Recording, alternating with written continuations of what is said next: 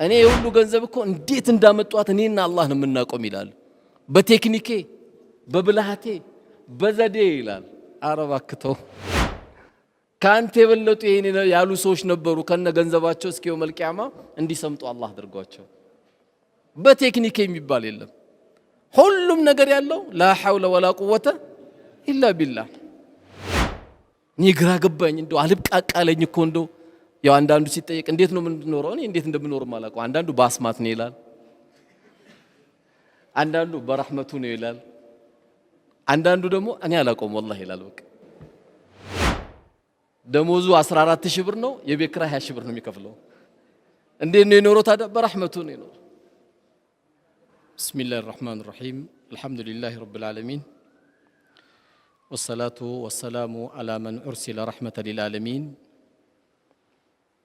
نبينا وأستاذنا وقدوتنا وعلى آله وأصحابه ومن تبعهم بإحسان إلى يوم الدين وبعد ودي تكبراتشو أباتوچي وندموچي እናቶቼ በመጀመሪያ السلام عليكم ورحمة الله وبركاته በአብዛኛው ጾመኛ ናችሁ መሰለኝ። السلام عليكم ورحمة الله وبركاته አሁን አፍጥራችኋል። እንግዲህ በአላህ በሰጠን በሱ ፍቃድ ተራይ ደርሶ በ4 ወር ከ15 ቀን ዛሬ አላህ አገናኝቶናል። እኔንም ከናንተ ጋር ያገናኘን ጌታ እናንተንም ከኔ ጋር ያገናኛችሁ ጌታ አላህ ምስጋና ይገባው። አልহামዱሊላህ ረብል ዓለሚን። በዚህ መካከል እንግዲህ በእነሱ ፕሮግራም ሳይሆን በአላህ ፕሮግራም ወደ ቀብር የሄዱብን ቤተሰቦቻችን፣ ጓደኞቻችን፣ ወዳጆቻችን ሁሉ አላህ ቀብራቸውን አላህ ያሳምርላቸው። ረውዳቱል ሚን ሪያዲል ጀና አላህ ያርግላቸው። የተኙበት ቤት አላህ ብርሃን በብርሃን አላህ ያርግላቸው። እኛም ስንሄድ ቺን ዱንያ ስለቅ አምሮባቸው ከሚሄዱ ባሪያዎቹ አላህ ያድርገን። እንግዲህ የምንማማራቸው ነጥቦቹ ሰፋ ቢሉም በተቻለ መጠን ለማሳጠርና የኢሻ ሰዓታችንን ሳነካ ኢንሻአላህ ትምርታችንን እንጀምራለን። እንግዲህ አላህ Subhanahu Wa Ta'ala የሰው ልጆች ከምንም በላይ ከሚያቀራርባቸው ነገሮች አንዱና ትልቁ ከስበል ሐላል ወይም በላባችን የምንበላቸው፣ የምንጠጣቸው፣ የምንለብሳቸው ነገሮች ትልቅ የሊና ረፍት የሚሰጡ ነገሮች ናቸው። ከስበል ሐላል በዚህ ዘመን ሐላሉና ሐራሙን ሳይው መለየት ሰው የፈለገው እንዴት አድርጌ ቆንጆ ገንዘብ አገኛለሁ ነው እንጂ ጭንቀቱ ሐላል ነው ሐራም ነው ብሎ የሚለየው አላህን የወደዱ ወደ አላህ የተቃረቡ ወንድሞችና እህቶች እንጂ መኪናው ከምንም ተገዛ ፎቁ ከምንም ተሰራ ዋናው ብሩ ይገኝ እንጂ ሐላሉ ነገር ብዙም አያሳስበው። ይህ ማለት ግን ብዙን ጊዜ የዘመን ሲባል ዘመኑም እንዳይጠፋ አላህ ያደረገው ዘመኑ ላይ ምርጥ ሰዎች ስላሉ ነው። ነብዩ አለይሂ ሰላቱ ወሰለም እንደነገሩን ሰዎችን ሁሉ ጠፋ ያለ ሰው መጀመሪያ የጠፋው እሱ ነው አሉ። ሰው ሁሉ ጠፋ አይባልም። እጅግ በጣም ደግሞ የቆሸሸ የሰው ሐቅ ኪሳቸው እንዳይገባ የሚፈልጉ የሰው ላብ ገና ሳይደርቅ የሚከፍሉ አላህ በሰጣቸው ኃላፊነት ቶሎ የሚሰጡ ምርጥ ወንድሞች ምርጥ እህቶችም አሉ። እነዚህ ሰዎች ለሊትም ሲያለቅሱ የመጣን በላ ካለ አገሪቷ ላይ የመጣ በላ ካለ እንኳን ያጠፋሉ። ይህ ማለት አንዳንድ ነገር እዚህ መድረኩ ላይ ወንድሞች የሚሆን ማንም ዑለሞቻችን ሲያስታውሱ አንዳንድ ነገር ሲናገሩ ሁሉም ነገር ጨለመ ማለት አይደለም። በእርግጥም አልቃሻዎች አሉ። የሰው ገንዘብ መጠስ ታስቀምጥባቸው እንቅልፍ የሚያጡ ሰዎች አሉ። አረባ ከገንዘቤን ወሰደ የሚሉ አሁንም አሉ። የሰው ሐቅ የሚያንቀጠቅጣቸው አሉ። አንዳንዱ አላህን ከማወቅ ነው። አንዳንዱ ደግሞ በተፈጥሮ የሰው ሐቅ የሚከብደው አለ። አሊፍ አያቅም ኤቢሲዲ አያቅም ምንም አልተማረም። ግን የሰው ሐቅ ሲባል ይደነዝዘዋል። የሰው ሐቅ ሲባል ያመዋል። የሰው ብር ሲባል ያመዋል። ተጠንቅቆ ነው ጉሮሮ ላይ እንዲገባ የሚፈልገውና አላህ ከምንም በላይ ከነሱ አላህ ያደርገን። ያው የሰው ገንዘብ እንድንጓጓ ያደረገን ለዱንያ ያለን ፍቅር ጣራ ላይ ስለወጣ ነው። ምክንያቱም የምናየው ጳውሎስ በኦክሲጅን የሚጠቀሙ ሰዎችን አይደለም። የምናየው በቱቦ የሚሸኑትን ሰዎች አይደለም። የምናየው የማያዩና ጆሮ የሰሙ መስማት የማይችሉ ሰዎችን አይደለም። ቀልቤ 00 መኪና ማየት ከጀመርኩ 00 መኪና አዲስ መኪና ከማየት ከጀመርኩ በቃ ልቤ ብው ይላል። ትንንሾቹን ስላላየ ትልቅ ሊታዩ የሚገቡ ቦታዎችን ስላላየ ያም ባለማየታችን በቃ ከምንም ይምጣ ከምንም እቺን ዱንያማ እንደዚህ ማለፍ የለብኝም ብሎ ይጨነቃል። ይህ ሲባል ግን ጥንቃቄ የሚያስፈልገው ነብዩ አለይሂ ሰላቱ ወሰላም ዱንያ ትንሽ ናት ብለው ከስራ ግን አልቦዘኑም። እንዳትረሱ እቺ ዱንያ እኮ ትንሽ ናት ብሎ አንዳንዱ እስከ 5 ሰዓት ተኝቶ ያለበትን ችግር የራሱን ችግር ወደ ሌላ ችግር ማምጣት ይፈልጋል። እሳቸው ከስራ አልቦዘኑም። ከልጅነታቸው ጀምሮ ስራ ላይ ችግር አልነበረባቸው። ምክንያቱም አላህ ወላ ተንሳ ነሲበከ ሚነ ዱንያ የዱንያ ድርሻችሁንም እንዳትተው ነው ያለው። አላህ እንዳትረሳ ነው ያለው። ሰው መጣሩ ዘዴ መፍጠሩ ለመስራት የተለያየ ቴክኖሎጂ መጠቀሙ ኮምፒውተር ላይ የተቀመጠ በደንብ አድርጌ እንዴት አድርጌ ነው ሀብታም ሆኖ ብሎ ዘዴ መፍጠሩ ይሄ እኮ ትልቅነት ነው። ትንሽነት እጅ መዘርጋት ነው እንጂ የምትሰራው ስራ አዲስ ቴክኒክ አውጥቼ በአላህ እገዛ ትልቅ መሆን አለብኝ ሀብታም መሆን አለብኝ ቢል ችግር የለውም። ግን በአላህ እገዛ ለገንዘብማ ቃሩንም ሰጦትም የተናገረው ቆሻሻ ንግግር ነበረ። እኔ ይሄን ገንዘብ እኮ አላህ የሰጠኝ ስለሚገባኝ ነው አለ። ይሄን ገንዘብ የሰጠኝ አንዳንዱ ይናገራል። እኔ የሁሉ ገንዘብ እኮ እንዴት እንዳመጣት እኔና አላህ ነው የምናቆም ይላል። በቴክኒኬ በብልሃቴ በዘዴ ይላል። አረባክተው ካንተ የበለጡ ይሄን ያሉ ሰዎች ነበሩ። ከነ ገንዘባቸው እስኪው መልቂያማ እንዲሰምጡ አላህ አድርጓቸው። በቴክኒክ የሚባል የለም። ሁሉም ነገር ያለው ላ ሐውለ ወላ ቁወተ ኢላ ቢላህ። ብልሃትም ኃይልም ያለው በአላህ ብቻ ነው። ባንተ ቴክኒክ ቢሊየነር መሆን አትችልም። ባንተ ማስተር ደግሞ ባንተ ትልቅ መሆን ደግሞ ከወፍጭ ቤት ላትወጣ ትችላለህ። ጤፍ ተሸከም ሊልህ ይችላል። በአላህ ነው ያለው። ስለዚህ ሐላል ከስብ ላይ ልዩ ጉጉት ማድረግ ያስፈልጋል። ልክ ዑለሞች እንዳሉት ሐላልን ከስብ የሚበላን ሰው ከምንም በላይ በራሱ ላይ መረጋጋት አላህ ይሰጠዋል። ያኒ ጦማኒነት ሰኪነቱል ቀልብ አላህ ይሰጠዋል። ይረጋጋል። ሁሌ የተረጋጋ ሰው ነው። ከዛ በላይ ደግሞ ሐላልን የሚበላ ሰው ልቡ ለስላሳ ነው። በሰው ችግር ይጨነቃል። በሰው ሞት ያዝናል። በሰው ህመም የሆነ ጥረት ያደርጋል። በቃ ለሰዎች ይጨነቃል። ድርቅናም የለውም። ከምንም በላይ ደግሞ ሐላልን የሚከስብ ሰው ዱዓውን አላህ ይቀበለዋል። በኖርነው ቁጥር የተለያየ ሐጃዎች ይመጣሉ። በእነዛ ሐጃዎች ዱዓ ይፈልጋል። ያለ ዱዓ የሚፈታ ነገር የለም። ዱዓውን አላህ ሙስተጃብ ያደርግለታል። የዚህ አይነት የሚንቀሳቀሱ በላባቸው የሚበሉ ሰዎች ምን ጊዜ በዚህ ምድር ላይ ቀና ብሎ መሄድ ያለባቸው እነዚህ ሰዎች ናቸው። አንቺ በጥረትሽ የምትኖሪ በተቃራኒ ባልሽ በወር ደሞዝ እየተሯሯጠ የኮሚሽን ስራ እየሰራ ትንሽ ሱቅ እየከፈተ የቤት ኪራይ ለመክፈት እየታገለ ትምህርት ቤት ለመክፈል እየታገለ የኖረ ባልሽ ይሄንማ ቤት ሲገባ እግሩን እጠቢው። አንቺ ነሽ ትልቅ ባል ያለሽ። ከዚህ የበለጠም ዱንያ ላይ ትልቅ ሰው የለም። ሐላሉን እየከሰበ ዳቦ ይዞ የሚመጣ ባል፣ ሐላሉን እየከሰበ ዳቦ ይዞ የሚመጣ አባት፣ ሐላሉን እየከሰበ ቤተሰቦችን የሚመራ ወንድሜ አንተ ትልቅ ሰው ነህ። ትንሽ ሆንክ እንዳይመስልህ። ተሯሩጬ ተሯሯጥ አብሽር። ቀና ብለህ ትሄዳለህ። ጂ+2 ባታወርሳቸው እስልምናን ታወርሳቸዋለህ። ሐላል ታወርሳቸዋለህ። አባትህ እኮ ታጋይ ነበር ትባላለህ። ሐላልን ለመፈለግ አባትህ እንዴት ታጋይ ነበር ትባላለህ። የዛንም ሲቀማ እዚህም ሲያስለቅስ የነበረ ደግሞ ዝም በል የህዝብ ገንዘብ በልቶ አባትህ ትባላለህ። እናውቀዋለን እኮ አባትህ የሆነ ጊዜ ከሆነ ሰው ስትጣላ ትሸማቀቃለህ። አባትን አላቆምና ነው ስንት ሰው አስለቅሶ ይሄን ገንዘብ እንዳመጣው ትባላለህ። አባትህም ከአላህ ጋር ተጋጭቶ ነው ሄደው በሚያሳዝነው መልኩ አባትህም የሰው ሐቅ ይዘው ነው ደሞ ሄደው። ስለዚህ ታግለን የምንኖር ሰዎች እየተፍጨረጨርክ የምትኖር ሰው አንተ ሁሌ እኮ ፊትህ ኑር ነው፣ ቀልብህ ኑር ነው፣ ሁሌ ደስተኛ ነህ። ያለበትን ጸጋ እንዳትረሳ።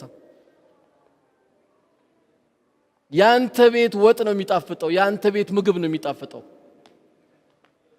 እኔ ግራ ገባኝ እንደው አልብቃቃለኝ እኮ እንደው ያው አንዳንዱ ሲጠየቅ እንዴት ነው የምንኖረው? እኔ እንዴት እንደምኖር ማላውቀው። አንዳንዱ በአስማት ነው ይላል፣ አንዳንዱ በረህመቱ ነው ይላል፣ አንዳንዱ ደግሞ እኔ አላውቀውም ወላሂ ይላል። በቃ ደሞዙ 14000 ብር ነው፣ የቤት ኪራይ 20000 ብር ነው የሚከፍለው። እንዴት ነው የኖረው ታዲያ? በረህመቱ ነው የኖረው። ብዙ አይነት ኑሮ ያላለ ወላሂ አንተ ትልቅ ሰው ነህ። የማንም እንባ ያልገባብን ህይወት የምትኖር ከሆነ ቀና ብለህ ትሄዳለህ። የሰው ቤት ለቅሶ ቤት ስትሄድ ቀና ብለህ ትሄዳለህ። ምንም የምትሸማቀቀው ነገር የለማ፣ ውስጥ ምንም ነገር የለም። ያስለቀስከው ሰው የለም። የሚያገላምጥ ደሞ መጣ የሌባ አትባልም። አንተ ጥረነዋ የምትኖረው የቻልካትን ያክል እየሞከርክ ነው ያለው። እዛ ስትሄድ እዚህ ጋር ዳቦ ቤት ስትከፍት እምቢ ሲልህ፣ ስጋ ቤት ስታደርገው እምቢ ሲልህ፣ ኪዮስክ ስታደርገው እንዴት ያምራል! ይሄ ህይወት ማለት እኮ ይሄ ነው። ገንዘቡም አይጣፍጥም እንጂ እንዲህ ካልሆነ አሜሪካን ግቢ የደከምከው ገንዘብና ከአሜሪካ የተላከልህ ገንዘብ እኮ አንድ አይደለም። ከአሜሪካማ ሲላክልህ ኡማውን ሁሉ ነው መጋበዝ የምትፈልገው። ምን ልጋብዝ ትለዋለህ? በቃ ጥብሲኑን ልቅቅል ይሁንልህ ትለዋለህ። አሜሪካን ግቢ ሄደ ጥረት አድርገህ የደከምካት ሳንቲም ግን ትቋጥራታለህ።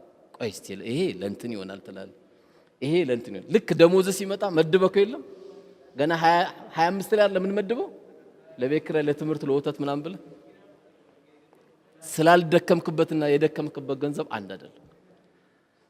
ስለዚህ ሐላል ከስብ ላይ የሆኑ አካሎች ስለቆሸሹ እንዳትቆሸሽ፣ የሆኑ አካሎች ኪሳቸውን ስላሳበጡ አንተ አይመለከትህም። አንተ ግን ትልቁን አንቺም የዚህ አይነት ባል የሰጠሽ የዚህ አይነት ወንድም የሰጠሽ ሴት ታድለሻል። የጓደኛሽን ባሏ የገዛላት መኪና እንዳታይ፣ እሱና አላህ ነው የሚያውቁት። ያንቺ ከመኪና በላይ ባልሽ ትኩስ ዳቦ ይዞልሽ መጥቶልሻል። ያሐላል አብሽር ባለቤቴ በይው። የዱንያን ረሃብ እንችለዋለን፣ የአኺራን እሳት ግን አንችለውም በይው። አብሽሪው። ዛሬ ብንቸገር ነገ ኢንሻአላህ ደግሞ እናገኘዋለን። አብሽር ባለቤቴ በይው። የዚህ አይነት ባል አላህ ሰጦሽ ነው ደግሞ አረ ምን ቺስታ ነው የምትለው? ቺስታ ነው እያሉ የሚያባሩ አሉ እና አባረሽ ልትሄጂ ነው። ባሪያ የሚያደርግሽ ባል ነው እንደምታረጊው። ይሄ እኮ ትልቅ ባልሽ ነው። ለባለቤቴም ለልጆቼም ሐላል ይዤ እየመጣ ያለ ወንድምሽ የልጆችሽ አባት አብሽር በይው። ባንቺ አብሽር፣ በቤቱ ሰኪና፣ በቤቱ ፍቅር አላህ የሚገርም ያላሰብነው ነገር ይመጣል። ደግሞ ይመጣል። ለምን ደሞ አይመጣም? ዱንያ ትመጣለች እኮ ግን ሰብር ያስፈልጋል። ሰው መቼም አልሰብርም ካለ እኮ በትንሿ ነገር ይወርቃል። እንኳን ያለ በትንሽ አላያችሁም? አንዳንዴ መኪና ዘጋብኝ ተብሎ ሁለት ሾፌሮች ሲጣሉ 30 መጣብ ያላቸው ነው የሚመስሉት። እስቲ ውረድ፣ ልብ ካለ ውረድ፣ አንተ ሚል ውረድ ይባባላሉ። እነዚህ ሰዎች ስትጠጋ ተዋውቃላችሁ ብትላችሁ ኧረ ወላሂ አላቆም ነው የሚሉ። ዘጋብኝ ብሎ ለሰከንድ ሰብር አጥቶ ሰው ሲደባደብ ታይዋለህ። በዚህ ምክንያት እኮ ሰበር ዜና ተብሎ እኮ ቀርቧል እኮ። ለደቂቃ ስለዘጋበት ሽጉጥ አጥቶ ገለዋል። ለደቂቃ ሰብር አጥቶ ማለት ነው። እንደው የሚገርም የሰው ልጅ እኮ ባህሪያችን። ስለዚህ ሐላል ላይ ያለን ወንድሞች ቀናበል፣ ቀናበይ፣ ቤትሽ በሐላል የተሞላ እህቴ ቀናበይ። ተዳሪሽ ያማረው ያንቺ ነው። ልጆችሽ ቀና ብለው ነው የሚያድጉት። ይሄንን ነው በጣም ማሰብ ያለብን። ለምን ሁላችንም ጭንቀታችን ሐሳባችን ሁሉ ዱንያ ዱንያ ዱንያ ብቻ ስለሆነ ሐምና ገም ጧትና ማታ ጭንቀታችን ይሄ ስለሆነ ማሰቡ መጣሩ ጥሩ ቢሆንም መጠንቀቅ ግን ያለብን ለዚህ ዓላማ አልተፈጠርንም። አንድ ሰው በምድር ላይ አለ የሚባል ዱንያ ቢኖረው ሰክሰስ ሆነ አይባልም። ይሄ ልጅ እኮ በዱንያ የተሳካለት ነው ተብሎ አይጣልም። አንድ ሰው ተሳካለት ያለው አላህ ነግሮናል። ፈመን ዙህዚያ አኒ ናሪ ወኡድኺለ አልጀነ ፈቀድ ፋዝ። ከእሳት አላህ የጠበቀው ሰው ጀነትን አላህ የወፈቀው ሰው ስኬታማ ማለት እሱ ሰው ነው አለ አላህ። ስኬታማ የሚባለው ይሄ ሰው ነው አለ እንጂ ዱንያ ትልቅ ስለያዘ ተሳካለት አይልም። ስለዚህ ወደ ሌላ ነጥባችን ከመግባቴ በፊት ሐላል ከስብ ላይ ያላችሁ ወንድሞቼ በርቱ። አላህ Subhanahu Wa Ta'ala ባላሰባችሁት መልኩ በረካውን አላህ ያወርድባችሁ። ትልቁ ነገር በረካ ነው። አላህ በረካውን ያወርድባችሁ። ጥረታችሁን ቀጥሉ፣ የቻላችሁትን ቀጥሉ። አላህ ያለው ጊዜ ይሳካል። ካልተሳካም ለዛኛው አገር አስቀምጦልህ ነው። ውስጥ ሳያዝን ቤትን እየጠበቅ የቻልከውን ያክል እያደረክ ነው መሄድ ካንተ የሚጠበቅብህ። እንግዲህ ሌላው በዚሁ ነጥብ የምናነሳው ሁለተኛው ነጥባችን